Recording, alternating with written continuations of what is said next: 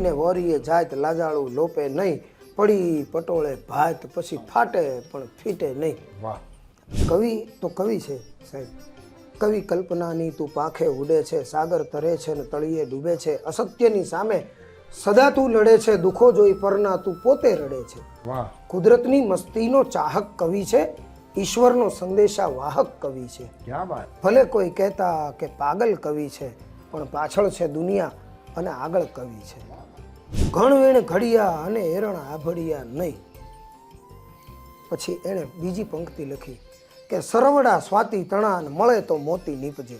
વાહ. મોતી એ એવું આભૂષણ છે કે જે ઘણ વિના ઘડાય છે અને એરણ ઉપર મૂકવામાં આવતું નથી. રામ રામ. મોજે દરિયાના સૌ શ્રોતાજનોને આપણી તળ ગુજરાતી ભાષાના સમર્થ વાર્તાકારોએ, સમર્થ કથાકારોએ સમાજ જીવનના બધા જ રસોને અને સાહિત્યના બધા રસોને સેવા છે, ઝીલ્યા છે, ઓળખાવ્યા છે અને ઘૂંટડે ઘૂંટડે પાવાના પ્રયાસો કર્યા છે. એમાં કરુણ રસ, વીર રસ, શાંત રસ વગેરે રસોની સાથે સાથે પ્રેમ અને શૃંગાર રસ પણ અદ્ભુત રીતે આપણા ગુજરાતી સાહિત્યએ ખેડ્યો છે. અને અદ્ભુત પ્રેમના પ્રસંગો અત્યારના સમયમાં પ્રેમની ઓથ લઈ અને પાગલપનની દિશા તરફ પાંગરતા વાહિયાત પ્રેમની વચ્ચે અણમોલ પ્રેમ પાત્રો આપણા એની અદ્ભુત કથાઓ, સત્ય ઘટનાઓ, પ્રેમને જીવતરમાં જીવનારા પાત્રો રસ તરબોળ કથાઓ ગુજરાતી ભાષામાં આપણી પાસે અખૂટ છે. હું રણજીતભાઈ, નવી પેઢીના આપણા વાર્તાકારને વિનંતી કરું કે આપણી સુંદર મજાની પ્રેમ કથાને તેઓ શબ્દદેહ આપે અને નવી પેઢીને આપણા પ્રેમ પાત્રો, આપણા જીવતરની અંદરના પ્રેમાખ્યાનોથી પરિચય કરાવે. ભાઈ રણજીતભાઈ વાંક. સાહેબ, મનુષ્ય જીવનના અનેક ચડાવ ઉતાર ને એમાં આપણું સમાજ જીવન કેવું હતું, એમાં રાજાશાહીનો યુગ, એ વખતે સ્વયંવર એની છૂટ હતી. કન્યાને પોતાને અનુકૂળ પતિ શોધવાની જે તે સમયે પણ છૂટ હતી, પ્રતિષ્ઠા ભરી. એટલે એ સમયે પણ નારીને એ પુરુષ સમોવડું જ સ્થાન આપવામાં આવતું હતું, કદાચ એનાથી એક ડગલું ઉપર. કેમ કે પુરુષને પોતાના માટે પત્ની કે પોતાનું અર્ધાંગિની એ શોધવાનો અધિકાર આપ્યો હોય એવું ક્યાંય આપણને વાંચવામાં કે જાણવામાં આવ્યું નથી. સરસ વાત છે. પણ સ્ત્રીને એ અધિકાર હતો સ્વયંવર કરવા કે પોતાને અનુકૂળ પતિને શોધવાની એને છૂટ હતી. પોતે જે કલામાં નિપુણ હોય. બહુ નવી વાત આપે, બહુ સહજતાથી પ્રગટ કરી દીધી કે આપણી પરંપરાઓમાં પુરુષ પ્રધાન સમાજનું આપણી ઉપર લેબલ લાગેલું છે. એ સમાજમાં પુરુષને એવો કોઈ અધિકાર નહોતો કે એ પોતાની પસંદગી માટેની કોઈ વિધિ કરી શકે. જ્યારે કન્યાઓને પોતાના માટે યોગ્ય પુરુષ શોધવા માટે સ્વયંવર નામની વ્યવસ્થા આપણા સમાજે વિકસિત કરેલી હતી. બહુ નવી અને કુંવારી વાત આપે ઓડિયન્સની વચ્ચે મૂકી છે. ધન્યવાદ. એટલે પોતે જે કલામાં નિપુણ હોય દીકરી, એ કલામાં નિપુણ એવો વ્યક્તિ એને શોધી શકે એવી છૂટ જે તે સમયે હતી. અને આપણા લોકગીતોમાં એની પૂર્તિઓ પણ છે સાહેબ. દીકરી જુવાન થાય એટલે દીકરીની બહેનપણી દ્વારા એના મા બાપ એ પૂછાવડાવે કે તમે પૂછો અમારી દીકરીને કેવા વરની અપેક્ષા છે. વાહ અને દીકરી એનો જવાબ આપે કે એક ઊંચો તે વરનો જોતા દાદાજી, વાહ ઊંચો તો નત નેવા ભાંગશે. જી હો એક નીચો તે વરનો જોતા દાદાજી, નીચો તો નત ઠેબે આવશે. એક ગોરો તે વરનો જોતા દાદાજી, ગોરો તો આપ વખાણશે. અને એક કાળો તે વરનો જોતા દાદાજી, કાળો તો કુટુંબ લજાવશે. વાહ ઊંચો એટલે ઊંચાઈની વાત નથી, લંબાઈની વાત જ નથી, જય હો જય હો અભિમાની નહીં.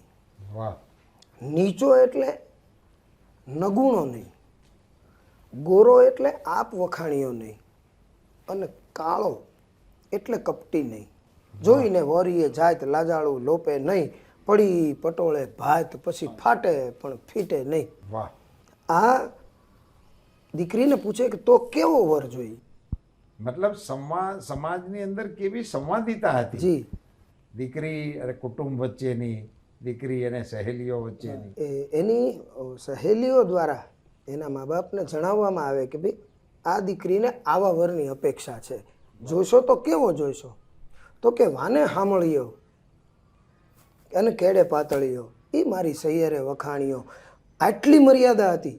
દીકરી એમ કહે છે કે હું નથી કહેતી, મારી બેનપણીઓ એમ કહે છે કે હામળો વાન હોય, ઘઉંવર્ણો વાન હોય અને કેડે પાતળીઓ હોય એવા પુરુષની મને અપેક્ષા છે. એટલે એ એને છૂટ હતી. વાહ એ છૂટનો એ કઈ રીતે ઉપયોગ થાય એની એક બહુ જ અદ્ભુત પ્રેમ કથા. આ પણ બરડા વિસ્તારની પ્રેમ કથા છે, અદ્ભુત પ્રેમ કથા. અને આ જેઠવા વંશની જ પ્રેમ કથા. જેઠવાઓની રાજધાની એટલે ઘુમલી. વાહ ઘુમલી એટલે એ સમયની સુવર્ણ નગરી હતી. વાહ એની દોમ સાહેબી. અને ઘુમલી ઉપર જે તે સમયે હાલાજી જેઠવાનું રાજ. વાહ અને હાલાજી જેઠવાના દેહાવસાન પછી હાલાજીના ભાઈ એનું નામ સિયાજી જેઠવા, અને હાલાજીનો દીકરો એનું નામ હલામણ જેઠવો. વાહ પણ સયાજી જેઠવા રાજકીય કાવા દાવા કરી અને પોતે ગાદી ઉપર બેસી ગયા. ખરેખર ટિલાયત તરીકે હલામણ એ ગાદીનો હકદાર હતો, પણ એ કુટુંબ વ્યવસ્થા હતી એટલે પોતાના કાકા છે, પોતાના વડીલ છે, એને કાંઈ કહી ન શકાય. એટલે હલામણ એ એક શબ્દ બોલતો નથી અને સિયાજી જેઠવા એ ગાદી તખ્ત નશીન થાય છે. વાહ પડખે જ મોરાણા કરીને બહુ નાનું એવું રજવાડું, અને ત્યાં એના રાજાને બહુ નાનું રજવાડું એટલે સંસ્થાન, અને એ સંસ્થાનમાં જાગીરદાર type. જાગીરદાર મૂળ રાતિયા, અને એને ત્યાં સોનકુંવરી નામની એક દીકરી ધીમે દીએ ન વધે એટલી રાતે વધે, રાતે ન વધે એટલી દીએ વધે. જુવાનીના ઉંબરે દીકરીએ પગ મૂક્યો, પણ રૂપનું આભરણ દીકરી. વાહ અને લોકકવિઓ એમ કહે છે કે એ પદ્મિની સ્ત્રી હતી. વાહ પદમણી. હા, પદમણી, જેને આપણે લોકબોલીમાં કહીએ છીએ, વાહ જેના પગમાં પદમ હોય અને એના નખ લઈ. પદમણીની આ એક પરીક્ષા એ વાંચવામાં આવે છે વાહ કે એના નખ લીધા પછી સૂર્યની સામે મૂકવામાં આવે તો સૂર્યના તાપથી એના નખ ઓગળી જાય. ક્યાં બાત હે. આટલી સ્વરૂપવાન એ સોન, અને જેટલી સ્વરૂપવાન હતી એટલી જ પાછી કવિ હૃદય હતી. વાહ એ જુવાનીના ઉંબરે પગ મૂક્યો એટલે એની બહેનપણીઓ દ્વારા, હમણાં આપણે જેમ વાત થઈ એમ એની સખીઓ દ્વારા એના મા બાપ એને પૂછાવડાવે કે બેટા તને કેવા વરની અપેક્ષા છે? અને સોનકુંવરી એની સખીઓ દ્વારા જવાબ આપે કે હું કવિ હૃદય છું. કવિ તો કવિ છે સાહેબ. કવિ કલ્પનાની તું પાંખે ઉડે છે, સાગર તરે છે ને તળિયે ડૂબે છે. અસત્યની સામે સદા તું લડે છે, દુઃખો જોઈ પરના તું પોતે રડે છે. વાહ કુદરતની મસ્તીનો ચાહક કવિ છે, ઈશ્વરનો સંદેશા વાહક કવિ છે. ક્યાં બાત. ભલે કોઈ કહેતા કે પાગલ કવિ છે, પણ પાછળ છે દુનિયા અને આગળ કવિ છે. ક્યાં બાત.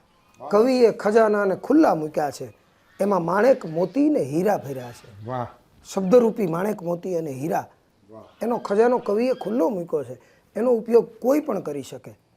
કવિએ ખજાનાને ખુલ્લા મૂક્યા છે, એમાં માણેક મોતી અને હીરા ભર્યા છે. કવિની મહત્તાને જરા તો પીછાણો કે એને લૂંટો ત્યારે કવિઓના આડા ફેર્યા છે. વાહ કોઈ પણ કવિની કવિતા કોઈ પણ વ્યક્તિ બોલે ત્યારે કવિ એમ નથી કહેતા કે આ મારી કવિતા છે, તમારે નહીં બોલવાની. વાહ વાહ સમાજ ઉપયોગી, સમાજ માટે થઈ અને પોતાનો ખજાનો આપી દીધો. કવિ શબ્દ શક્તિ હિમાલય ડગાવે, અખંડિત પૃથ્વીના ખંડો ધ્રુજાવે.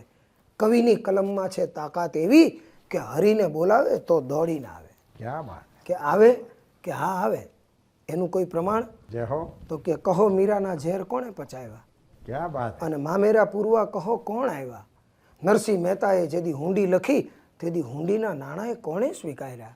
વાહ આ કવિની તાકાત. અને એવી કવિયત્રી એણે કીધું કે મારા માટે કોઈ કવિ હૃદય હોય ને એવા પુરુષની મને અપેક્ષા છે. વાહ એટલે ફરીને એના મા બાપે એની સહેલીઓ દ્વારા પૂછાયું કે બેટા કવિ હૃદય છે એવી અમને કેવી રીતે ખબર પડે, વાહ કેમ કે અમે કવિ હૃદયના જીવ નથી, તો અમને કેમ ખબર પડે. અને સોનકુંવરી એક સમસ્યા લખી અને આપે. સમસ્યા પૂર્તિ આપણે ત્યાં વર્ષોથી ચાલી આવતી એક પરંપરા છે, પાદ પૂરતી. પાદ પૂર્તિ, જેમાં એક પંક્તિ બોલવામાં આવે અને બીજી પંક્તિમાં એનો જવાબ હોય. એ પાદ પૂર્તિની એક સમસ્યા એણે લખી અને મોકલી. ઘડ વીડ ઘડિયા અને એરણ આભડિયા નહીં.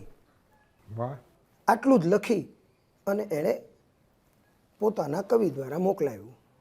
ઘણ વીણ ઘડિયા, જે ઘણ વિના ઘડાયેલ છે, અને એરણ આભડિયા નહીં, એરણ ઉપર ચડાવવામાં નથી આવ્યા એવી વસ્તુ. વાહ આટલું એના કવિને લખી અને આપ્યું. એ કવિ લઈ અને નીકળ્યા, દેશાટન કરે, તમામ દેશોમાં જાય, એને લાયક જે રાજકુમારો હોય ત્યાં જઈ અને વાત કરે. સોનકુંવરીની ખ્યાતિ એ પદમણી સ્ત્રી તરીકે આખા વિસ્તારમાં હતી. એટલે તમામને એવી ઈચ્છા હોય કે સોનકુંવરી સાથે મારા લગ્ન થાય. પણ આ પાદ પૂર્તિની વાત આવે, સમસ્યા પૂર્તિની વાત આવે, સમસ્યા આપવામાં આવે એટલે એનો જવાબ મળે નહીં. ફરતા ફરતા ફરતા ફરતા કવિરાજ જ્યારે થાકી ગયા અને છેલ્લે ઘુમલી તરફ નજર ગઈ અને ઘુમલીના દરબારગઢમાં આવ્યા. સિંહાજી જેઠવાનું રાજ તપે અને સિંહાજી જેઠવા પાસે આવી અને કવિરાજે આ સમસ્યાની અને સોનકુંવરીની પ્રતિજ્ઞાની વાત કરી. સિંહાજી જેઠવા પોતે કવિ હૃદય નહોતા, પણ રાજનો માણસ હતો ને, એટલે રાજકીય કાવા દાવાની એને સંપૂર્ણ જ્ઞાન હતું. અને રાજકીય કાવા દાવાથી જ પોતે રાજા તરીકે આરૂઢ થયા હતા. બરાબર. એટલે કવિરાજને કીધું, કવિરાજ આજનો દી મહેમાનગતિ કરો, રોકાવ, કાલ સવારે તમને તમારી સમસ્યાનો જવાબ મળી જશે. એમને રોક્યા પછી સિંહાજીને ખબર કે એમનો ભત્રીજો એટલે હાલાજી જેઠવાનો દીકરો હલામણ એ કવિ હૃદય છે. અચ્છા. એટલે સાંજના સમયે હલામણને તેડાવી અને હલામણને કીધું કે બેટા એક સમસ્યા આવી છે અને આ તું ઉકેલી હેક. સમસ્યા આપી, સમસ્યા વાંચી. હલામણે કીધું કે સરળ છે, આમાં કાંઈ બહુ મોટી વાત નથી. કે શું આવે? ઘણ વીણ ઘડિયા અને એરણ આભડિયા નહીં. પછી એણે બીજી પંક્તિ લખી કે સરવડા સ્વાતિ તણાન મળે તો મોતી નીપજે. વાહ મોતી એ એવું આભૂષણ છે કે જે ઘણ વિના ઘડાય છે અને એરણ ઉપર મૂકવામાં આવતું નથી.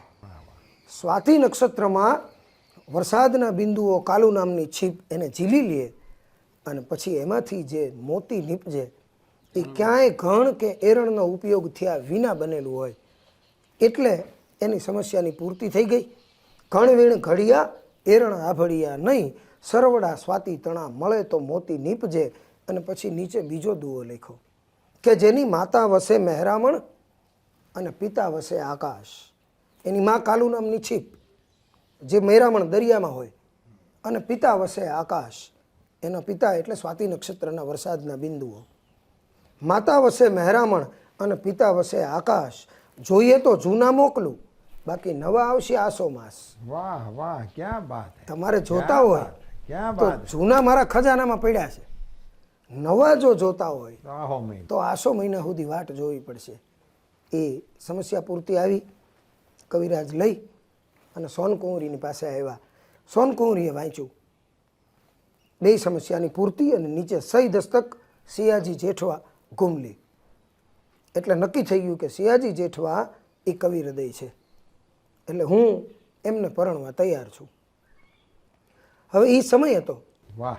કે ત્યારે રાજકુંવરી, કેમ કે એ તો રાજનું ફૂલ છે, એને તો એક ફૂલ ચડે ને એક ઉતરતું હોય, એટલે પોતાના મા બાપને ત્યાં પોતાના રજવાડામાં બહુ લાડકોડથી ઉછરેલી યુવતી પોતાના સસુર ગૃહે જાય ત્યારે ત્યાં ગયા પછી એને અનુકૂળ થવામાં જે સમય લાગે એ સમય દરમિયાન કાંઈ હાના ન બને એટલા માટે લગ્ન પહેલાં રાજ પરિવારો પોતાની દીકરીને એના સસુર ગૃહની આસપાસના વિસ્તારમાં પોતાના રસાલા સાથે મોકલતા અને એકાદ મહિનો એ ત્યાં રહે એટલે ત્યાંનું વાતાવરણ, ત્યાંની બોલચાલ, ત્યાંના માણસો એને અનુકૂળ થઈ જાય પછી એના લગ્ન કરાવવામાં આવતા. વાહ. એટલે સોનકુંવરી એ પોતાનો રસાલો લઈ અને ઘૂમલી આવ્યા, ઘૂમલીને પાદર એનો ડંગો નાખ્યો અને અહીંયા રીએ. એક દી રાતે હુતા હુતા સોનકુંવરીને વિચાર આવ્યો કે કદાચ કવિરાજ બધે રખડી અને થાકી ગયા હોય અને કવિએ પોતે જ આ સમસ્યાની પૂર્તિ કરી દીધી હોય કાની હાટું. અને સિયાજી જેઠવાએ એને થોડીક ધન દોલતની લાલચ આપી હોય અને કદાચ આવું કર્યું હોય તો મારું આખું જીવતર એળે જાય, એટલે હજી એક પરીક્ષા હું કરી લઉં. એટલે પોતાની દાસી ભેગા એક સમસ્યા બીજી લખી અને મોકલી કે માથું વાઢે ન મરે અને આંખું ફોડે જીવ જાય, જલ્દી મોકલાવો જેઠવા જે જળમાં પેદા થાય. માથું કાપી નાખવાથી મરતું નથી, પણ એની આંખ ફોડી નાખો એટલે એનો જીવ વયો જાય. માથું વાઢે ન મરે અને આંખું ફોડે જીવ જાય, જલ્દી મોકલાવો જેઠવા જે જળમાં પેદા થાય. વાહ. આ લઈ અને કવિરાજ પાછા સિયાજી જેઠવા પાસે આવ્યા. સિયાજી જેઠવાને તો ફરીને પાછી એની ઉપાધિ, પોતે તો જાણતા નહોતા. ફરીને સાંજે હલામણને બોલાવી અને બતાવ્યું, બેટા આ એક સમસ્યા છે. હલામણે સમસ્યા વાંચી કે કાકા આમાં કાંઈ નથી. કે કેમ? અરે શેરડી મગવે છે.